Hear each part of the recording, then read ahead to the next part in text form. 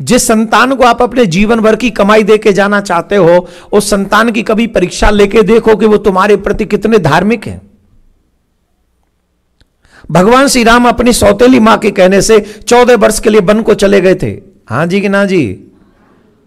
ध्यान से सुनिए, भगवान श्री राम सौतेली मां के कहने से 14 वर्ष के लिए वन को चले गए थे।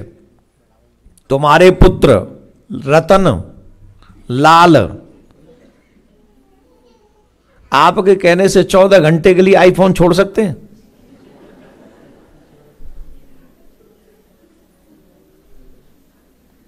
हाँ नहीं, जवाब दो।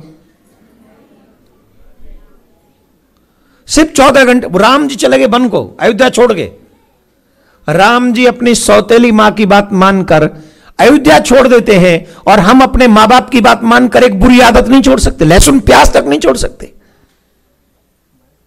और बने भगवान के भक्त।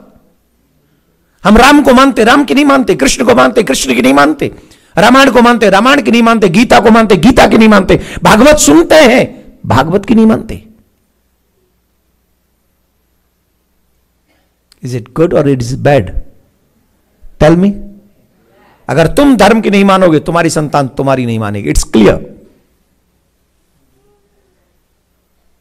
ओबे your god's words, then you will be respectable. आप अपने भगवान के शब्दों का पालन कीजिए। भगवान किसके लिए आते हैं? यदा यदा धर्मस्य ग्लानिर्भवति भारत अभ्युत्थानम् अधर्मस्य तदात्मानं सृजाम्यहम् परित्राणाय साधूनाम। आगे बोलो। है।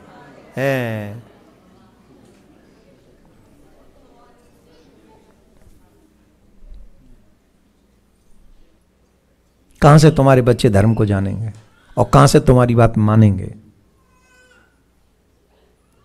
हम लोग धर्म की रक्षा करना नहीं चाहते, यह स्पष्ट है। और अगर आप अपने बच्चों के रक्षा नहीं करना, धर्म की रक्षा नहीं कर रहे हो, इसका मतलब आप अपने बच्चों की रक्षा नहीं कर रहे हो। कितने मां बाप तो ये कह देते हैं, महाराज यहां का कल्चर ही ऐसा। अरे कल्चर कैसा मतलब?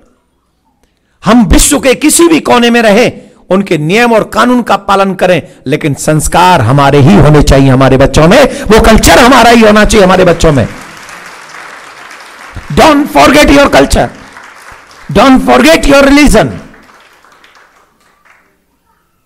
Because we are Indian. भगवान आते ही धर्म की रक्षा के लिए हैं। भगवान श्री राम भी आए तो रावण के अत्याचारों को मिटाने के लिए आए। भगवान कृष्ण भी आए तो कंस के अत्याचारों को मिटाने के लिए आए। धर्म की रक्षा करने, पृथ्वी पर धर्म की स्थापना करने के लिए आए। हां जी कि ना जी? जोर से बोलिए, हां जी कि ना जी? हां जी कि ना जी? तो हम अपने घर में धर्म की स्थापना नहीं कर सकते? हमारे घर में धर्म है? ईमानदारी से बताओ, है? फिर मत सोच समझ के बोलना। थोड़ा बोड़ा नहीं होता, या तो पूरा ही होता है या फिर बिल्कुल भी नहीं होता है। अब बोलो, है? शायद पक्ष में कितने सनातनी ऐसे होंगे जिनके घर में कुत्ते बंधे होंगे,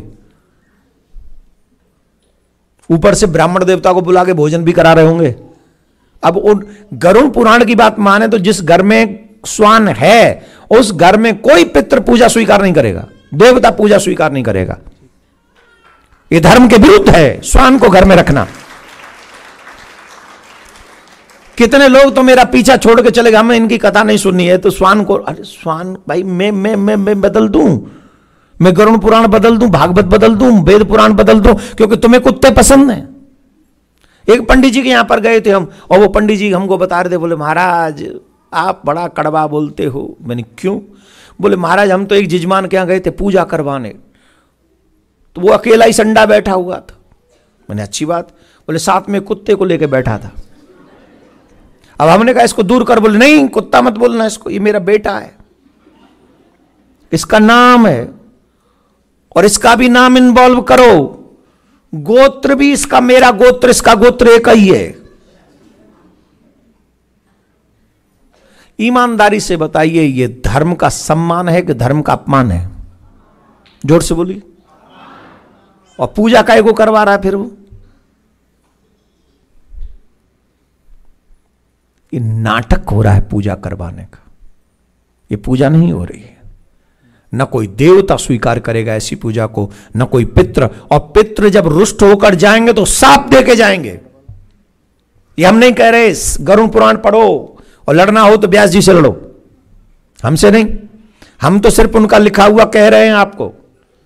तो मेरा हाथ जोड़ के निवेदन है, श्वान को घर के बाहर करो और गऊ को घर के भीतर करो।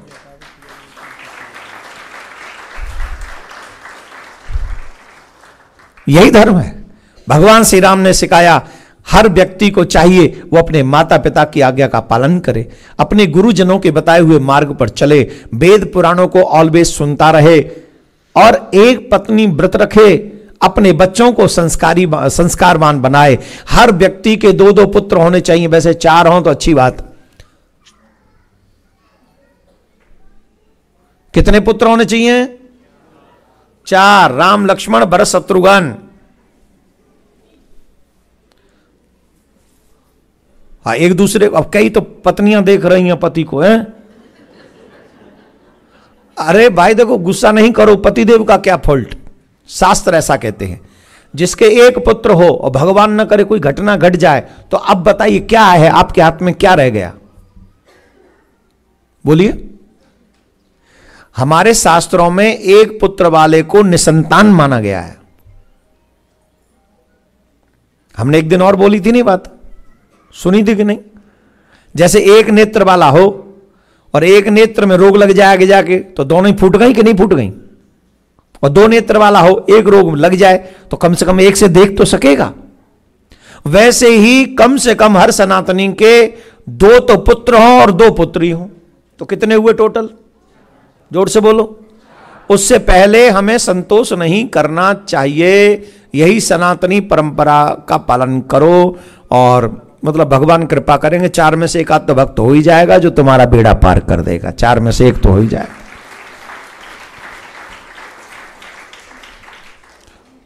ताली भी वो बजा रहे हैं जो नातियों के साथ आए।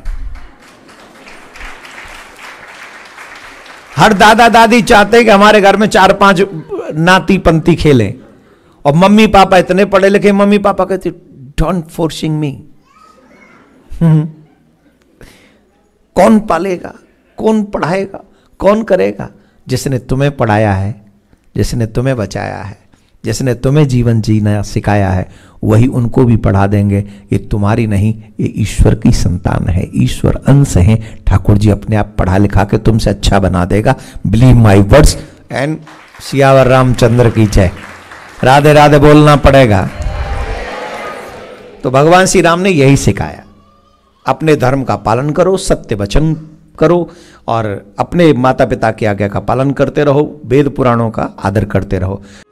हर घर में गूंजे सनातन की आवाज। वीडियो को लाइक करें, शेयर करें और चैनल को सब्सक्राइब करना ना भूलें।